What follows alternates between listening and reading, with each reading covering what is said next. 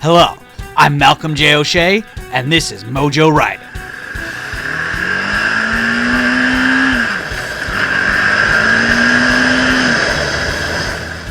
I'm an actor and a comedian, living in Los Angeles, making my dreams come true. And just last year, I got a motorcycle and learned how to ride it.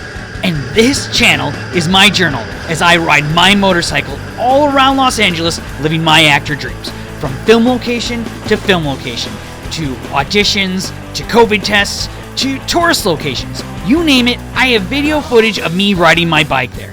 On this channel, you get to see it all. So please, hit that like and subscribe button, sit back, and enjoy the ride.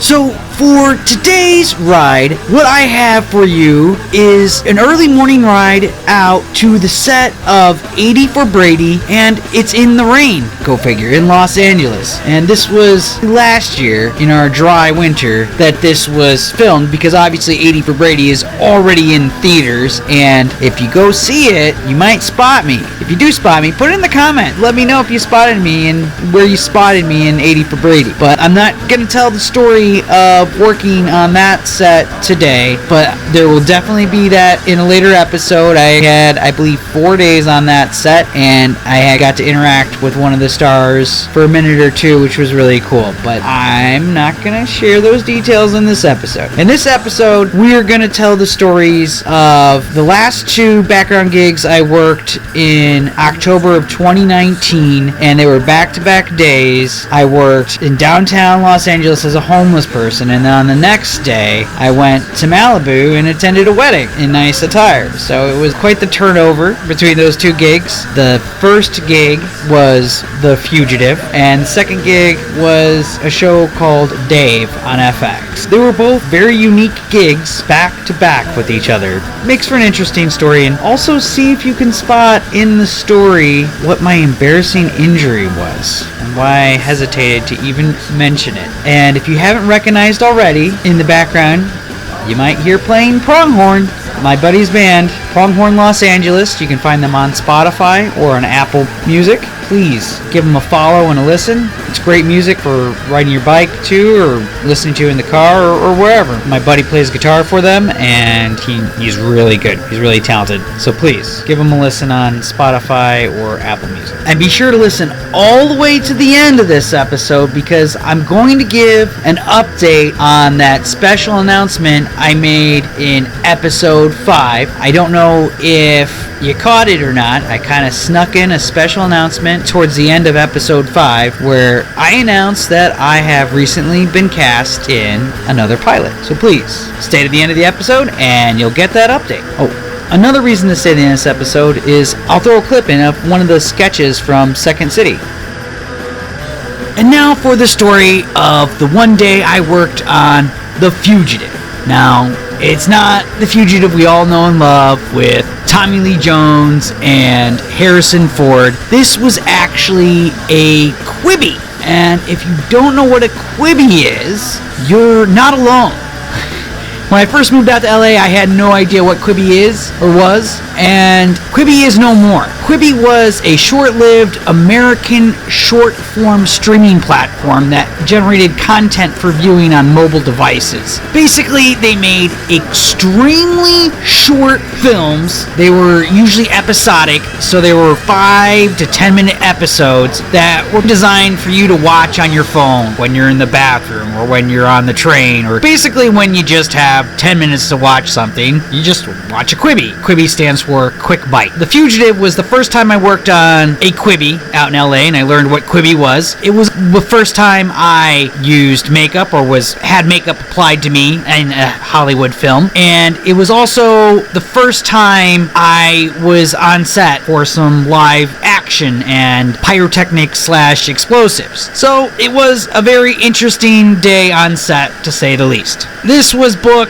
again in that first month that I was out in Los Angeles, that October 2019. It was one of the last jobs I had that month, but I did also work the next day on a different show, which I'll tell you about. We filmed at the studios near Bixel Street. A lot of different studio companies, especially Netflix, uses those studios a lot. lot lately, but Apple TV uses those studios as well. They had us park on an exterior lot, not in the garage. So on this one, I was originally booked by Central Casting as a pedestrian. So once I got into set, I checked in, and I was dressed as the pedestrian. I believe I was in like a business suit or something. I can't remember, to be quite honest. And they gave me a prop, which was a briefcase, and pretty quickly, if I remember correctly, they shipped us right off to location, which was downtown LA, just a few blocks away, just out on the city street. They had a section of the street blocked off. While we were waiting to start our first setup while we were downtown, and I'm sitting there dressed as a pedestrian, we could hear all this noise in the distance. It turned out there was actually a protest going on in downtown Los Angeles that day. It was a protest for the people of Lebanon. The Lebanese were protesting, I guess, just corruption in their government and stuff like that. But it was very interesting, and the protest actually did come down the street right past us before that first setup, and it was something that we had to hold for that. Again, that's what happens when you're filming live on location in a city. One of those interesting things that happened on set.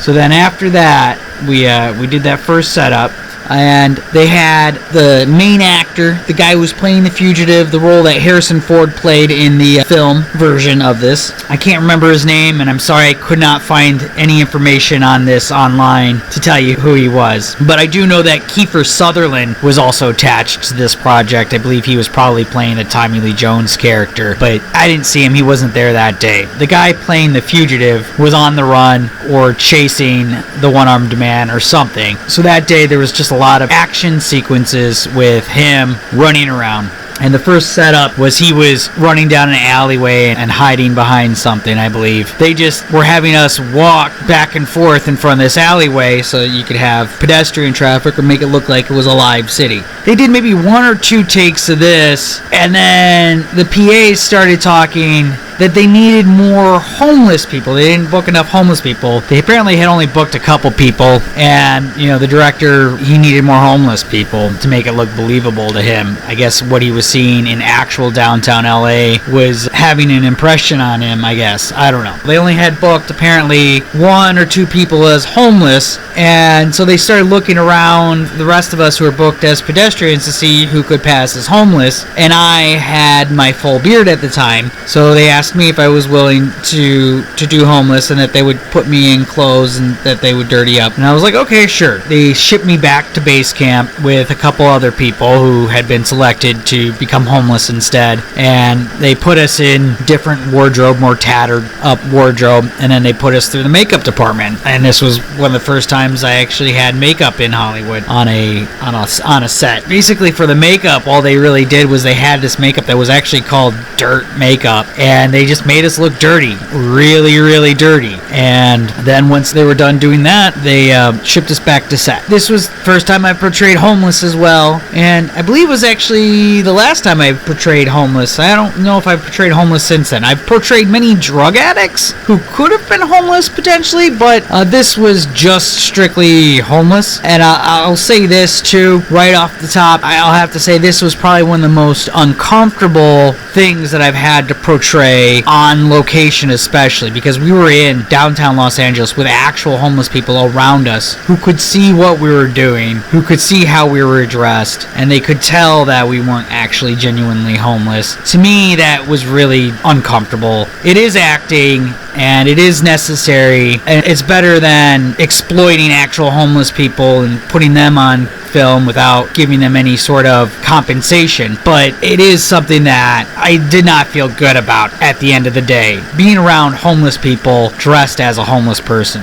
I will have to say that. That being said, it wasn't necessarily a terrible day on set. And so when we was back on the set, they had me down this alleyway, the one that he was kind of hiding behind earlier, I think, and they started setting everything up, and they had like tents that they had brought and set up, and they're using the tents to kind of like hide the cameras inside the tents and part of their scenery to make it look more whatever. And I guess that's why they needed more homeless people, because they were the homeless people's tents. So they had this tent set up, and they set it up like right in front of this building's garage entrance. And somebody from the building actually came out and told them that they couldn't put it there. And it caused a pretty significant hour-long delay while they were trying to figure out what to do, because they had to move stuff. They couldn't block this building. They have a permit apparently to use that specific block that entranceway. The owners of the building were not having it. They just saw them through the security camera system. By the way, there was no cars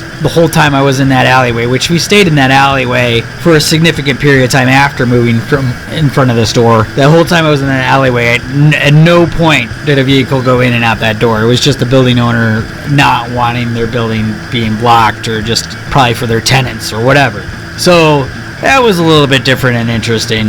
So they also had these kind of camping chair things too. And so essentially for this particular setup, once we got rolling, my position was I was just like laid out in this camping chair in this tent as the scene's going on. And I didn't get really to see much because I'm just laying there. I'm not supposed to be sitting there looking at the scene. So I couldn't really tell you what happened in the scene. And then we broke for lunch. They shipped us back to the base camp area, and there was a cafeteria inside the Bixel Street studios. If you know the Bixel Street area, and one of these days I'll get you footage on my motorbike of it. It's little buildings for the most part, kind of broken up, and then you have sound stages as well. But there's one little building that's kind of across the street from the main building. It's kind of like a cafeteria, and that's where they put us for our lunch. That was kind of sweet. And it's very rare that you get like an indoor area for lunch when you're working in Los Angeles on a film. It's usually outside. It's usually in a tent. Granted, most of my work's been during COVID, so maybe that wasn't the case before COVID. This particular job, The Fugitive, was definitely well before COVID. Still, even then, I don't remember eating indoors very often. So we ate indoors. I thought that was neat. That was kind of the special thing about the food that day, I guess. But then lunch was over pretty quick as far as I remember. I wasn't doing too much socializing on this set. And then when we got back from lunch, they had us at a different exterior location in the city, which this time it was at this park that also had a subway or underground train station entrance type thing. I'll have to look it up and get you the name of the park, but it's a really cool setup there, and it was just perfect for what we were filming. And so they had like an explosion go off inside the stairwell that goes down to like the underground train station thing. Basically all their explosion is just like a big puff of smoke comes out. There wasn't even really any sound to it. And they also had the fugitive guy running down the street again, and he was being chased by a cop, I think, if I remember correctly in this scene. And they ended up positioning me really close to the action for this one because they had a tent, again, with the camera in the tent, and they needed me to stand in front of the tent to block the camera so that the other camera didn't see it. I wasn't blocking the camera's ability to shoot the scene, but I was obstructing because there was another camera pointing right at it. I was obstructing that from seeing that camera. So essentially I was just standing there acting like I was fussing with my tent as a homeless person, and the fugitive guy walks by. And one of the times he was on his reset, he takes a look at me and he grins and he's like, "Working hard, I see." Which was funny because he's sprinting, like he had sprinted like 4 or 5 times, and I'm just standing there. I can't remember what I said to him, but it was something along the lines, I believe, to the effect of, "I wish I was working as hard as you." But it was a nice little fun exchange. And the other thing I remember about him too was that he had actually brought his wife and kid to set, and I remember kind of getting to get a sneak peek of what that was like, and thinking of what it would be like to have my family come visit me on set, because it was just really cool. You know, he was hugging his little kid and talking to his wife, and you know, just on like on a quick break or whatever, and they kind of sat there and watched one of the takes, and then I think they left or whatever after that. So it was just really neat and sweet to see that, and see that you still can have that as an actor in Hollywood, that it's not all just business.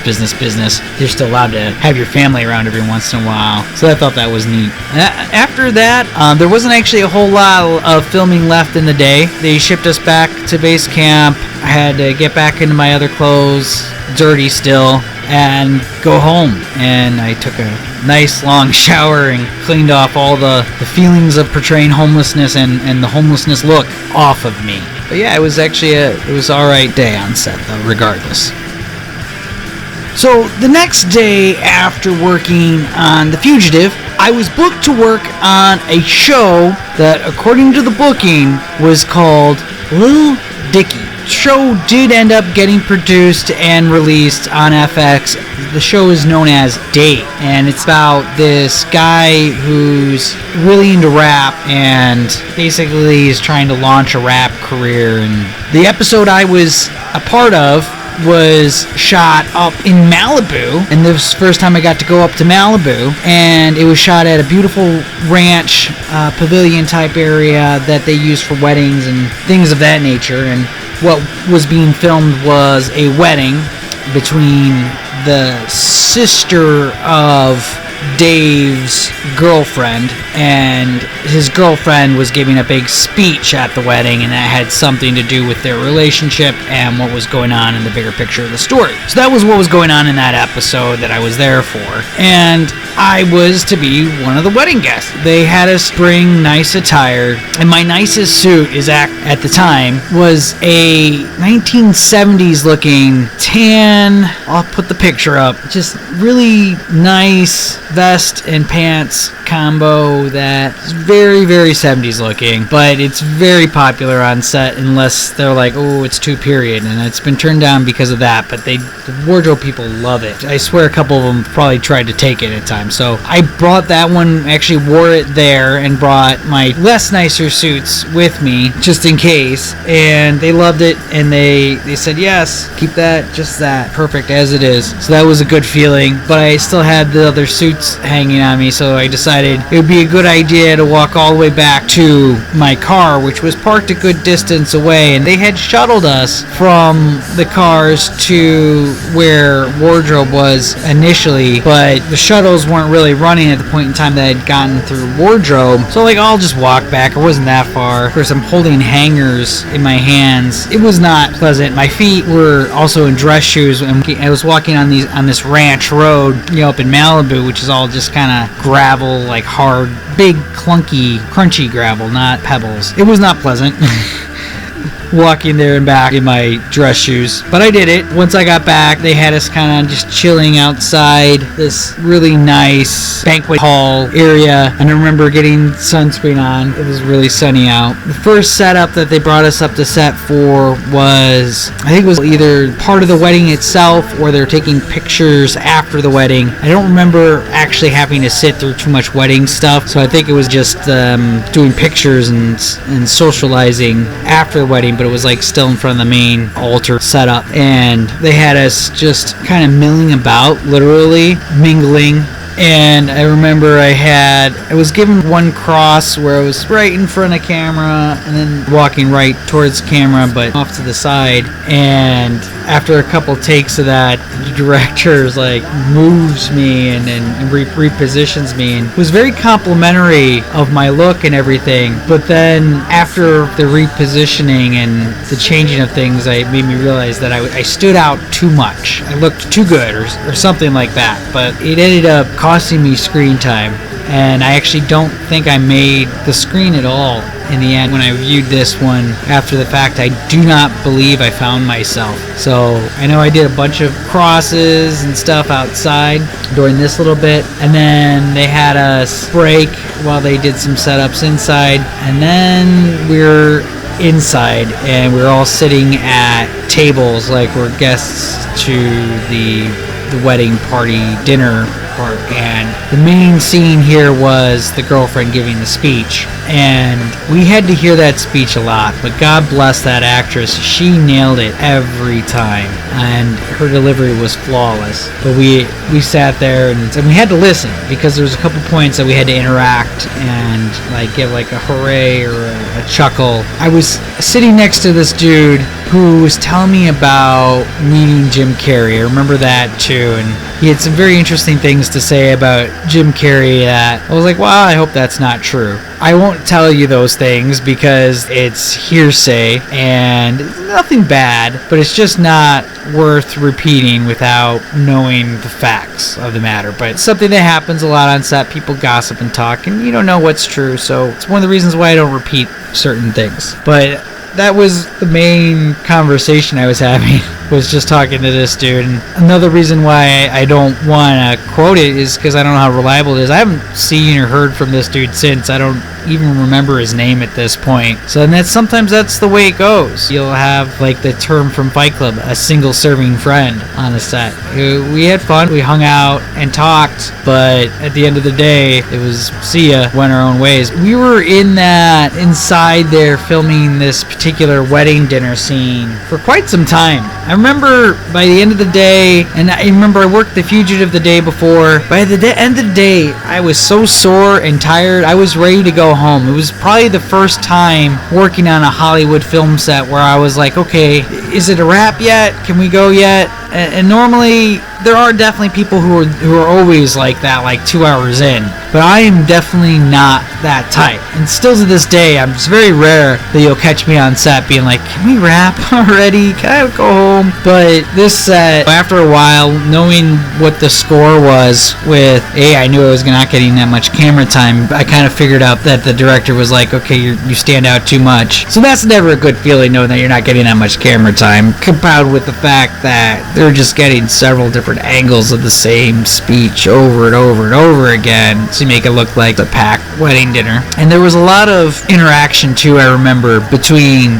one of the other actors and the director that kind of slowed things up. That also made it a little bit uncomfortable to be there. So at that point in time, another reason why I was like, all right, ready to go. But that one was a pretty long day. If I remember correctly, the call time wasn't until 10 a.m. But Malibu was a good hour and a half drive to get there without too much traffic. And we didn't wrap until probably 10 or 11 at night. And yeah, my dogs were barking. My feet were hurting. And I had plenty more walking to do on that gravel I was telling you about earlier. That was probably one of the first times I'm done. I'm ready to go home. But the location up there did make it worth the trip, I have to say. It was absolutely beautiful. Just Malibu in general, but the ranch that we were at, I believe it's the Calamingas Ranch, but I'm not sure. Looking at the maps and the pictures on the map, doesn't quite gel, but it's one of those ranches in that area. But it's just a very beautiful ranch. All of them, I'm sure, are great and spectacular, but just chilling there in nice clothes, with a bunch of other people in nice clothes, and we weren't really at a wedding, so you're not dealing with your family or anything like that. It was nice. That part of it was nice. But like I said, by the end of the night, we were really cold too. So by the time night fell, it got really cold outside. I remember one time I was standing outside and they had these heaters that they put up, much like the ones you'll see them use in outdoor restaurants, but more industrial. So they're just one-sided and they're just kind of like standing in front of a half of a toaster. And I stood right in front of this thing and I'm wearing this nice clothes and this polyester shirt, and all of a sudden the front of my chest is feeling so hot, and I'm pretty sure I got the equivalent of a sunburn on the front of my chest, my nips. I burned my nips, sorry. And so that was uncomfortable for at least a week or two after that, if I remember. Just so ever since then, I've always been very cautious not to stand too close to those heaters. That's another lesson learned on that particular set. But it wasn't a bad day, wasn't a great day, but it was a long day, and I had a long drive home as well after that. It was a beautiful ride home because there was absolutely no traffic coming home from Malibu late at night. But that's my story of working on Dave, formerly known as Lil Dicky. As promised, I do have some announcements, especially in regards to the pilot that I booked a few weeks ago and announced in episode 5. And also, not sure if you caught it, I did give a pretty lengthy update in the Oscar specials released last week, in that I share in detail all the things I did in the audition process that helped prepare me for this role. And I also talk in depth about what this has been like for me and what this experience in this particular pilot has meant for me so far in that episode. There isn't too much new information other than that about the pilot, other than the fact that we have started to lock down our dates. We are set to film this coming week, the week that I'm recording this audio, and we're actually going to have shooting in a few different locations, so it is going to be spread out over about 5 days, and they have a couple days set for pickups. We're going to have 2 days filming down in San Diego, so that will be neat. I'm hoping to get footage of myself riding the motorcycle down the coastal highway there that goes between Los Angeles and San Diego. Hopefully we should get some really good footage of that. So that's a lot to look forward to in the future. Now, that being said,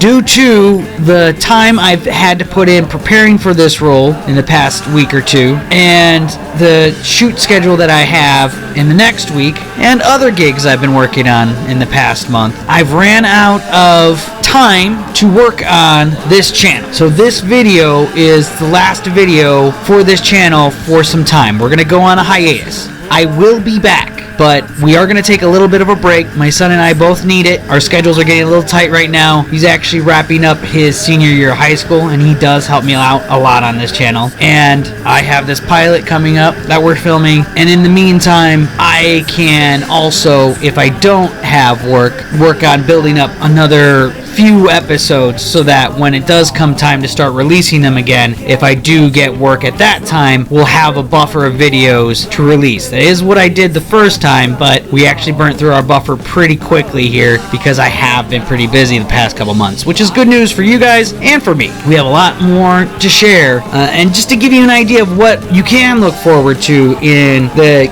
coming months and coming episodes of MJORiding. The next episode that I'm going to have after this one is one where I'm going to talk about the time I was on set for the Goldbergs. I spent a day on set for that show. I also have a story of how Brooklyn Nine-Nine broke my heart, got me into tears like bawling, and forever changed the way I will treat my facial hair. So I will have to share that story with you in a coming episode. I have a story of working with Amanda Peet and Christian Slater on the Dirty John series about Betty Broderick. I have a story about working on Blackish.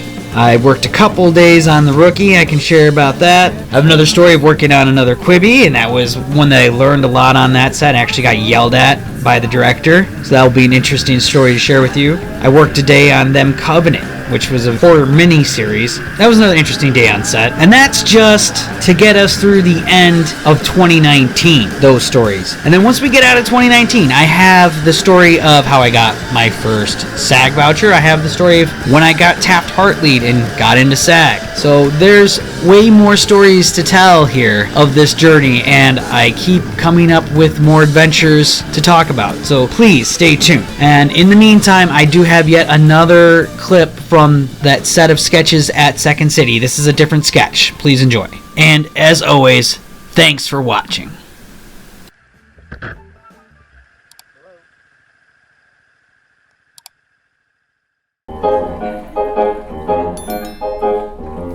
Have you heard the news about this brand new craze? It's really out of sight. It's all I can think about for days. I finally seen the light. You can feel this way given the chance. Go out, tell all the people. Enter the streets and do that dance and embrace your contracted measles. Measles. Ba-da-da-dum-dum. I got the measles. Ba-da-da-dum-dum. My muscles ache and I've gotta back off. Where am I? Dude, are you okay? Yeah, that cough sounds really bad. Maybe you need to see a doctor or something. In this economy? You got the measles!